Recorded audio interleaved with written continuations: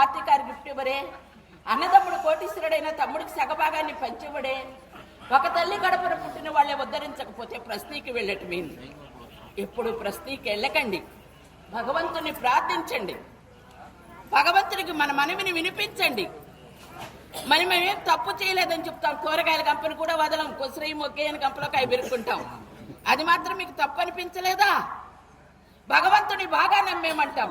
ఇప్పుడు ఎక్కడ ఏ రూపాన సాయంకాలం సీరియల్ 3 గంటలకు ముందు కూర్చొని రేపు పొద్దున ఏం జరుగుద్దని కూర్చుంటారు కదా. ఏకోజాములు లేసి 30 సెకండ్లు భగవంతుడి కాడ కూర్చోండి.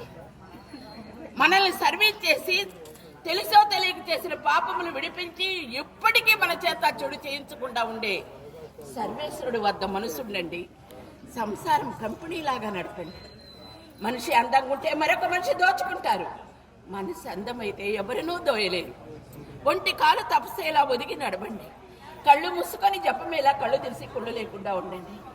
కన్ను ఎంత పెద్దదైనా చూపు లేకపోతే కన్నెందుకు? మనిషి పుట్టిన తర్వాత గుణములు లేని వారు కూడా అంతే.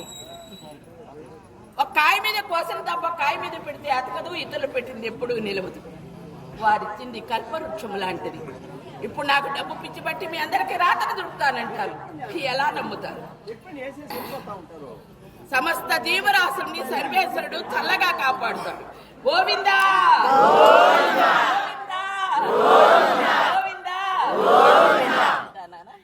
అందరు బిడ్డలు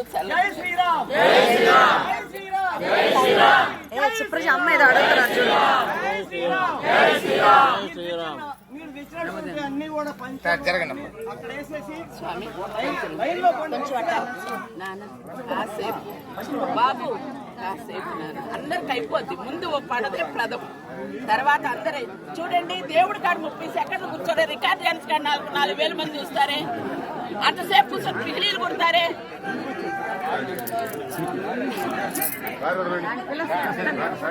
ఉండటం భాగ్యం నాన్న. గోవిందా